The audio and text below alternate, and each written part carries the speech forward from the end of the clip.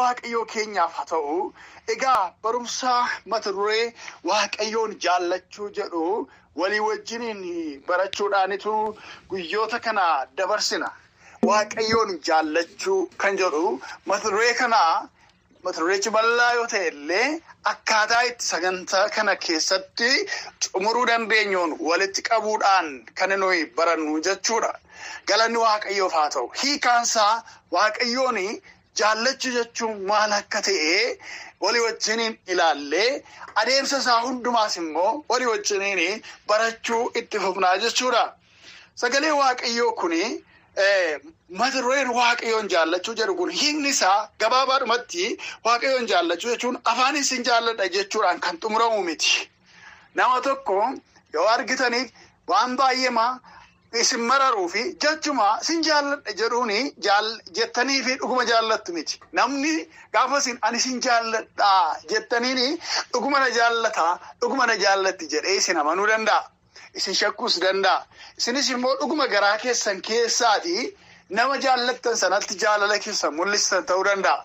Fakkeessuudhumaaf tarii yoon dubbadhe narraa dhaga'uun itti tola jettanii waa yaaddaniifis immoo isin jaalladhattiin jechuu dandeessu. Garaa keessan keessa waan jiru isintu beeka. Darbee immoo waaqayyo qofaatu beeka. Garuu jechi isin jaalladha jedhu kun jaalala hin xumuru jechuudha. Namaanis ta'ee waaqayyoon keessumaa waaqayyoon faarfannaa amma faarfannaa nuyi ittiin jalqabne kuni sin jaalladha baay'ee si jaalladha sin jaalladha Yesuus jedha. Jaalala Yesuusin ibsuun gaariidha iyyuu baay'ee gaariidha.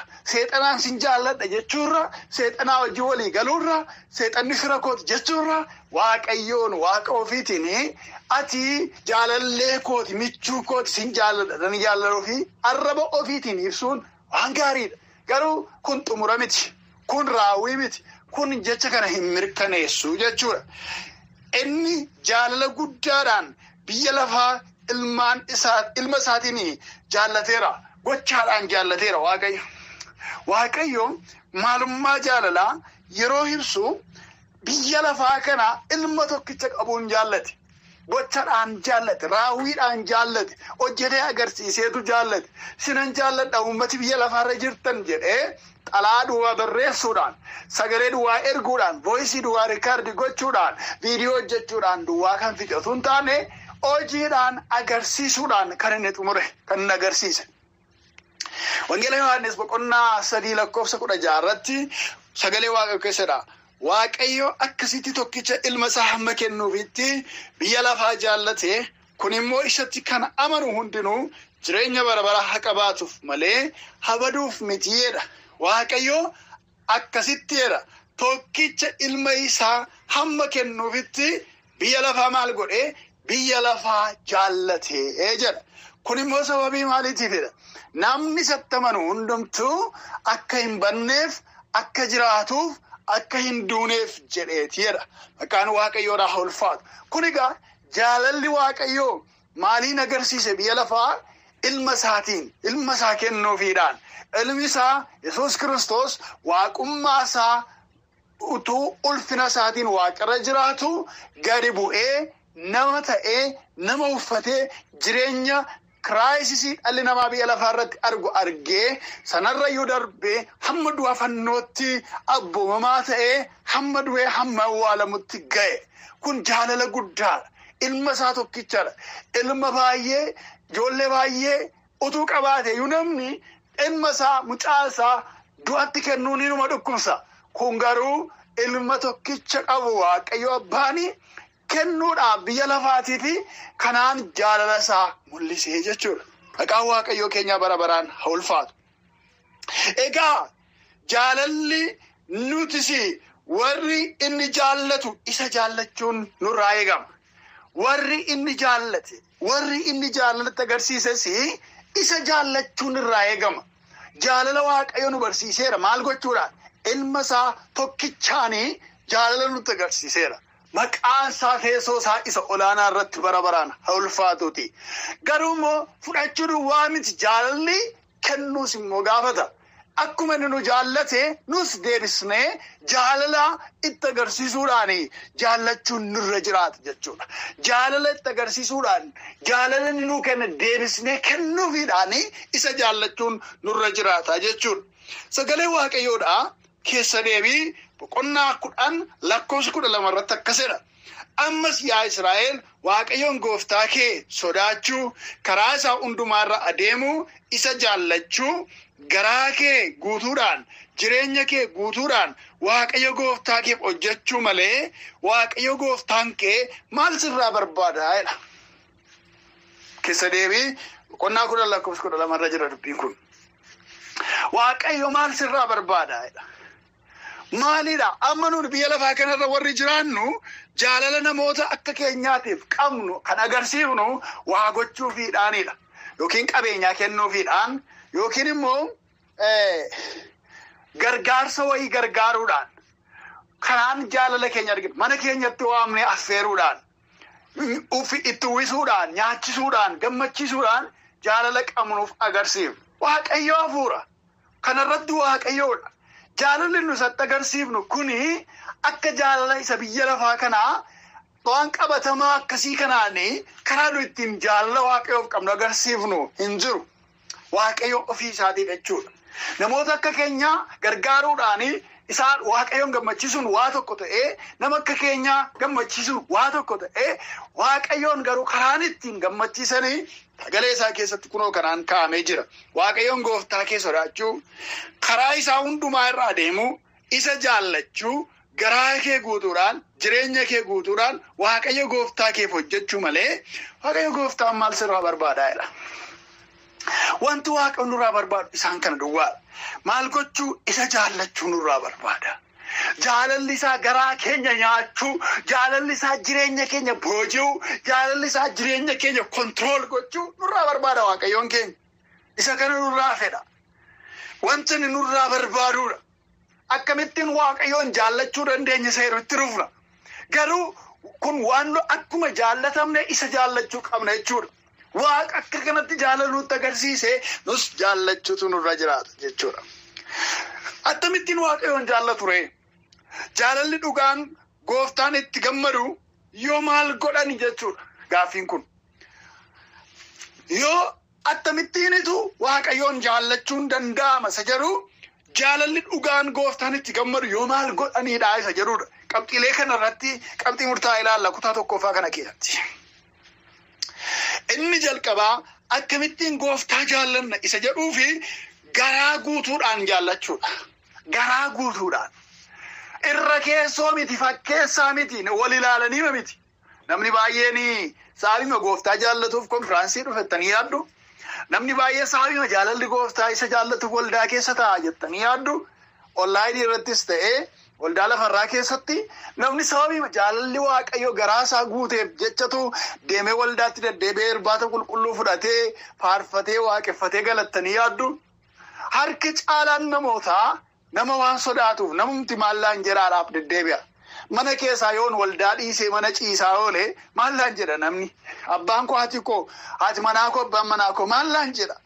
Firoonni koo hiriyoonni koo biyya lafaatti deebitee hin kuftee gadhee taate naan jedhu deema deddeebi'a. Nikaan immoo paasteriin maallaan jedha. Qeesiin maallaan jedhu wangeelaawiin maallaan jedha. Barsiisaa wangeelaa keenya yoo na arge maallaan jedha.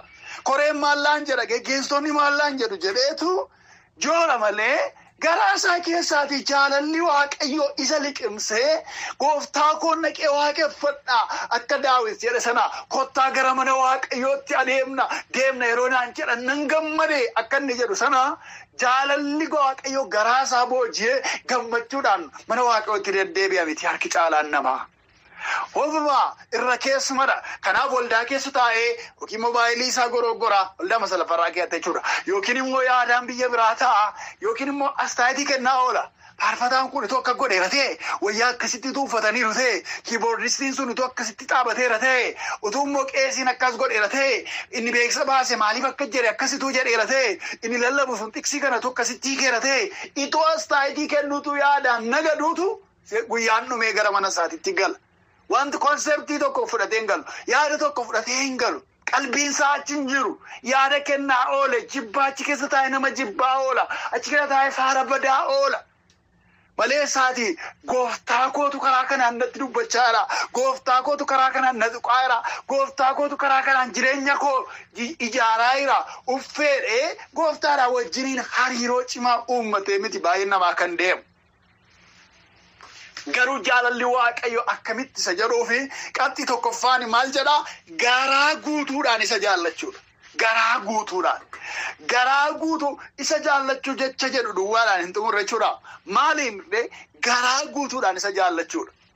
Garaa hiramaadhaan miti garaan tokko biyya lafaa jaallachaa garaan tokko cubbuu jaallachaa garaan tokko mootummaa dukkanaa jaallachaa garaa tokkoon immoo waaqayyoon jaalladha waaqayyoof bitama jechuu miti. Garaa seexanaaf bakka hin qabneen garaa fooniif bakka hin qabneen garaa ejjaaf bakka hin qabneen garaa xuraa'ummaadhaaf bakka hin qabneen guutummaa guututti jaalala waaqayyootiin dhuunfatameen fuulii ta'ee kan jaalala waaqayyoo duwwaadhaan okoppaayidii ta'een kan jaalala waaqayyoo duwwaadhaan guutummaa guututti bakki fudhatameen isa jaallachuudha jechuudha.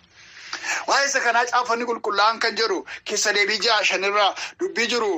Nan dubbisaa akkas jedha ati waaqayyoon gooftaa kee garaa kee guutuudhaan humna kee guutuudhaanis jaalladhuedha. Maal jedha inni jalqabarra garaa kee guutuudhaan maal godhi waaqayyoon gooftaa kee jaalladhuedha. Waaqayyoon gooftaa kee garaa kee guutuudhaan jaalladhuedha. Sabni waaqayyo iddoo kanatti itti dubbatu kuni biyya abdachiifame gara biyya kakuu isaatiitti saba deemaa jiruudha. Biyya ormaa keessa waggaa dheeraadhaaf waggaa 400 olii fi kan isaan biyya Gibxiitiif deemsa jalqabaniyyuu waggaa 430 booddeedha. Karaa irrattis waggaan itti lakkaa'amaa dhufeera. Amma biyya isaanii biyya kakuutti ejjechuudhaaf keessa seenuudhaaf yeroo deemanitti sama kanatti pirinsipilii waaqayyooti itti himama. Akkaataa sanitti waaqayyo wajjiniin jiraatantu itti himama ture. Keessa deebii kan jedhameef kanaafidha. Seera ba'uu keessatti waan dubbatamaa ture. Seera leewotaa keessatti waan dubbatamaa ture. Seera lakkoofsaa keessatti waan dubbatamaa ture. Akkasumas uumama keessatti waan ta'aa ture. Waa'ee waaqayyo adeemsa waaqayyo wajjin deemaman barsiifama waaqayyo wajjiniin barsiifamaa turan sana keessa deebi'ee naannoo dachaa Mo'aabitti gara biyya isaanii biyya kakuutti yeroo deemuuf jedhan laga Yordaanosiin ce'uudhaaf yeroo deeman keessa deebi'amee qajeelfamni waaqayyo iddoo itti isaan barsiifameedha. Kanaaf keessa deebii jedhame. Deuteronoomii kan jedhameef kanaafidha. Keessa deebii kan jedhameef kanaafidha kitaabni kunii jechuudha. Kanaaf iddoo kanatti dubbii akkamiiti kan itti dubbatame egaa? Waaqayyoon gooftaa isaanii garaa guutuudhaan jaallatanii isaa wajjin akka jiraataniif qajeelfamni isaanitti kenname. Garaa guutuudhaan garaa hin hiramneen garaa gara gola ormaatiif hin laatamneen kan biraadhaaf bakka hin qabneen waaqayyoon akka jaallataniif qajeelfamni kennameef jechuudha. Galanni waaqayyo keenyaaf haa ta'u. Sana hubatanii gara biyya waaqayyo wajjin dhaqanii bara baraan umurii isaanii guutuu jiraatanitti akka darbaniif kun itti himame jechuudha. Nuunis immoo har'a biyya lafaa keessa jiraannaa biyyi nutti deemaa jiru tokko biyya bara baraan waaqayyo wajjiniin deemnee jiraannutti deemaa jirra. Biyya sana keessa bara baraan waaqayyo wajjiniin jiraachuu kan dandeenyu qajeelfama waaqayyo har'a biyya lafaa kana irratti yoonnaa hojiirra oolchineera. Innis maanni garaa keenya guutuudhaan jaalala isaatiin bitamne jaalala isaa keessa jiraachuudha. Mootummaa waaqayyoo keessa ta'anii seexanaaf hojjechuun mootummaa waaqayyoo keessa ta'anii abbaa ormaatiif hojjechuun hin danda'amu. Galanni waaqayyoo keenyaaf haa ta'u. Inni lammaffaan akkamittiin waaqayyoon jaallatu isa jedhuu fi humna ofii guutuudhaan innis kutaa amma dubbifanne irra jira. Irra deebi'ee dubbise akkasidha. Keessa deebii 6:5 ati waaqayyoon gooftaa kee garaa kee guutuudhaan maaliin jedhatti dhufee humna kee guutuudhaanis maal godhi jaalladhuedha. Waaqayyo keenya ulfaatu. Humna kee guutuudhaanis jaalladhuedha. Inni kun aaksheniidha. Inni kun isa garaarra darbe yaadarra namummaarra saayikooloojiirra isa darbe akshenii kan barbaadudha. Raawwii kan barbaadudha. Gochaa kan gaafatudha. Humna kee guutuu inni jedhu kun jechuudha. Yoo waaqayyoon humna keenya guutuu wanta nu hojiirra oolchuu qabnu, wanta nu raawwachuu qabnu, hojii isaa humna keenya kan gaafatu humnaan hojjechuu, qabeenya keenya kan barbaachisu qabeenya keenyaan hojjechuu, mana waaqayyoo keessa gugguufuu, wanta nan jaalladha jennu kana hojiirra oolchuu, qabeenya qabnu caalaa waaqayyoon jaallachuu, qonnaa qabnu caalaa waaqayyoon jaallachuu, jireenya daldala qabnu caalaa waaqayyoon jaallachuu, birrii qabnu caalaa waaqayyoon jaallachuu, humna keenya guutuudhaan waaqayyoo gugguufnee waaqayyoodhaaf akka hojjennuudha jechuudha. Kan waaqayyoo keenya bara baraan ulfaatu. Humna inni nu gaafatu isa kanadha. Humna inni jedhu isa kanadha. Maqaan waaqayyoodhaa bara baraan haa ulfaatuuti. Kanaaf humna keenya guutuudhaan waaqayyoodhaaf hojjechuu nu gaafata. Yeroo baay'ee gaafa konfiraansiidhaa kan fuuldura dhaabatanii utaalan, gaafa konfiraansiidhaa kiristaanuma jabaadha. Kan akka nama kanaa hin jiru. Waaqayyo matu kenne waldaa keenyaaf uffee jedhanii namoonni ilaalamanii, gaafa waldaan kiristaanaa immoo konteekstii biyya lafaarraatiin isa lafarraatiin isinti dubbadha. Tajaajilli kun onlaayinii irratti darbaa jira yoo ta'ellee. Kottaarra hojii misoomaa jira. Waldaanii hojii qabdi. Hojii nu gargaara. Ijaarsarra jirra.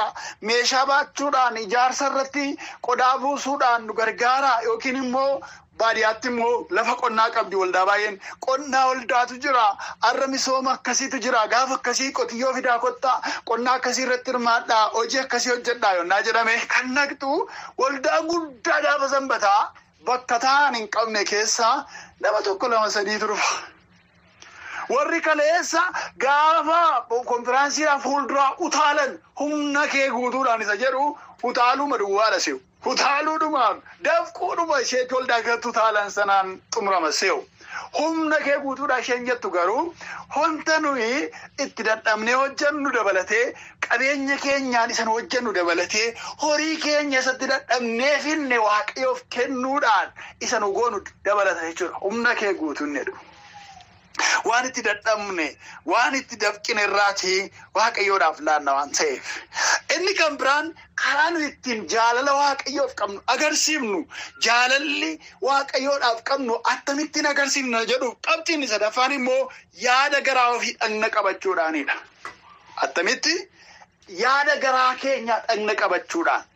Yaadni garaadhaa dhagna hin qabata obboloota ko.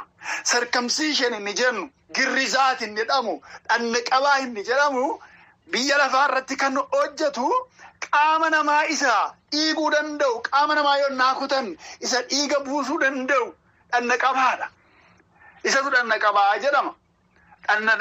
Hin muramee jechuudha. Sirrii maxxituudhaa argamu. Wanti muramu hin beekama. Iddoon muramu hin beekama. Dhagna qabate yeroo jedhamu in dhiiga waan qabatamaa qaama namaarra jirudha. Inni kun isa namni kee hundumtuu beekuu dandeenyudha. Haa ta'u malee dhagna qabaa kan biraan jira. Dhagna qabaan inni kan biraan maalidha? Macaafni qulqulluun kan barsiisu yaada garaa ofii dhagna qabachuudha. Dhagna qabaa keessaa isa garaa keessaati inni kun immoo. Waaqayyoon nan jaalladha kan jennu yoo keessi keenya namummaan keenya dhagna qabachuu danda'eera firoo ta'u. Sirriitti dhaggeeffadhaa ijoollee waaqayyoo. Sagalee waaqayyoo kana barachaa kan jirtan. Sirriitti dhaggeeffadhaa. Yaadni garaa keenya dhagna qabateera moo dhagna hin qaban? Akkuma jirutti akkuma dhalateetti addaamummaadhumaan jira moo orma ta'ee jira moo sirriitti dhagna qabatee dhiigi bu'ee adda ba'eera sagalee isaarraa. Sagalee waaqayyoodhaa keessa deebii 36 irratti maal jedhaa? Waaqayyo gooftaan keessan akka isin garaa keessan hundumaan, yaada keessan hundumaan isa jaallattanii fi akka jiraattaniifis garaa keessanii fi garaa ijoollee keessanii dhagna qabaadha. Kaa waaqayyo ulfaatu. Maal jedhaa? Garaa keessanii fi garaa ijoollee keessanii dhagna hin qabaadha. Dhagna hin qabaadha. Dhagna qabaadha. Dhagna hin qabaadha. Maaltodha? Waaqayyo gooftaan keessan akka isin garaa keessan hundumaan, yaada keessan hundumaanis isa jaallattanii fi akka jiraattaniifis garaa keessanii fi garaa ijoollee keessanii dhagna hin qabaadha. Ilaalaa. Kun amma qaama dhagna qabaaluu miti. Garuu inni kun garaa keessa dhagna qabaasa keessaati. Dhagna qabaanni keessaa kun maaliif barbaachisa yoo jenne akka nuyi garaa keenya hundumaa, yaada keenya hundumaatiin isa jaallannuufidha jechuudha. qabxiiwwan gararraatti oolche dubbanne kana kan nu galmaan ga'uu dandeenyu yoo keessi keenya dhanna qabateedha. Maalirraa? Waan duriirraa, waan fokkisaarraa, waan jibbisiisaarraa, waan kaleessa jibbaa diina waaqayyoo tureerraati qad goonee garaa keenya yoo dhanna qabanne dhugumaan garaan keenya waaqayyoon jaallachuu danda'a. Waan biraa sanatti adda baanaa jechuudha. Keessa deebiin 10:16 immoo deebinee dubbifne sagalee akkas jedhutu jira. Kanaafis isin yaada garaa keessanii isa haguugame qulleeffadhaa. Sichis deebitanii boqqu jabeeyyiin ta'inaa. Yaada garaa keessa isa maal ta'e isa haguugameedha. Isa kaaverdi ta'ee jiru, isa haguugamee jiru maal godhaa? Isa qulleeffadhaadha. Dhanna qabaa jechuun isa kanaadha. Yaada garaa namaa isa haguugame, isa waan dukkanaatiin haguugame, isa cubbuudhaan haguugame, isa jallinaan haguugame, isa ulfina waaqayyooti wajjiniin walitti hin dhufne, yaada garaa haguugame, waan qulqullummaadhaaf, waan yaada waaqayyootiif kan hin bitamne, garuu yaada seexanaatiif dafee aktiivii kan ta'e kanarraa maal godhaa? Isatti qulleeffamaadha. Dhanna qabaan inni keessaa isa kanaadha. Kana duwwaa miti. Ermiyaas 4:4 irratti sagalee akkas jedhutu jira. Isin yaa namoota Yihudaa, isinis yaa namoota Yerusaalem keessa jiraattanii, ana waaqayyo keessaniif addaan of baasaa. Warri wanta hamaa hojjettanii qola yaada garaa keessanii haguugu ofirraa kutaa. Kanaa achi dheekkamsi koo akka ibiddaa boba'ee isinin fixa. Namni isa dhaamsuu danda'us hin jiruedha. Galanni waaqayyoodhaaf haa ta'u. Maal godhaa? Ana waaqayyoof addaan of baasaadha. Warra Yihudaa warra Yerusaalemii waame waaqayyooti. Akkamittiin akka isaan addaan of baasan immoo dubbata. Warri wanta hamaa hojjetanidha. Qola yaada garaa keessanii haguugu ofirraa kutaa'edha. Qola. Dhanna qabaan amma qola isa qaama isaa foonii haguugee jiru uumamaan yeroo dhalatu dhiirri tokko qaama isaa qaama dhiiraa qaama saalaasaa qola haguugutu jira. Qola haguugee shaffanee jirutu jira. Yeroo dhanna qaban qola sanatu irraa kutu. Sun akka inni qulqullaa'uuf isa gargaara. Akkuma saayinsii fayyaatti iyyuu dhanna qabaan dhiiraa fayyummaa dhiiraatiif dhibeewwan adda addaatiif akka inni hin saaxilamne, dhukkuboota walqunnamtii saalaatiin daddarban, dhukkuboota dhiira qabuu danda'an garaa garaatiin akka dhiirri hin qabamnee fi kan gargaaru yoo dhanna qabateedha. Akka saayinsii fayyaatti iyyuu jechuudha. Kun immoo saayinsii waaqayyooti. Qola sana ofirraa kutaa'ee dheetu akkasuma Abrahaamiif waaqayyoo abboommii kana edda kennee kaasee dhiironni ijoollee Israa'el ta'an dhanna qabatu. Biyya Itoophiyaa keessattis dhanna qabaan beekamaadha. Saba tokko sabaaf sablammii tokko keessatti duwwaa darbee beekamaa miti. Kanaaf dhibeedhaan waan saaxilamaniif kara fayyaallee hin barsiifamu jechuudha. Garuu dhanna qabaan inni kan yaada garaa keessaas akkuma kanaa qola dhanna qabachuu qabu kan namarraa adda bahuu qabutu jira. Garaa namaa kan haguugu, cubbuudhaaf harkisaa kan ta'e, cubbuun dhaqee kan irra qubatu, cubbuun dhaqee kan irra bu'u, kan cubbuun isa yaabbatee gara barbaadeetti fuudhee nama deemu, dhanna garaa namaa keessa, laphee namaa keessa, yaada namaa keessa iddoo cubbuu oomishutu jira. Bakki sun dhanna qabachuu qabaadha waaqayyotu. Iddootti sana dhanna qabaa. Yoo barbaade kayitii pornoogiraafii ilaale, fiilmii quunnamtii saalaa ilaale yeroo inni jedhu, kayitii dhaqiitii waan hin taane barreessi namaa wajjin walitti dubbadhu yeroo inni jedhu, kayitii dhaqiitii dhugii machaa yeroo inni jedhu, dhaqii akka barbaade ta'e nama lole yeroo jedhu, qolli haguugame garaa namaa keessa jiru yoo dhanna hin qabanne ta'e namichi maal godha? Tole jedhee ishii jedheetu duukaa bu'ee deema. Yoo dhanna qabateera ta'e immoo ani kanarraa adda ba'eera. Kun nan ilaallatu. Ani kanarraa bilisoomeera. Kun hojii koo miti deeminarraa ofirraa deebisuu danda'a. Yoo dhanna hin qabanne garuu ofirraa deebisuu danda'u dhaqee ajajamee raawwata. Dhaqee waan gaafatame sana hojiirra oolchaa jechuudha. Namni waaqayyoodhaa Phaawulos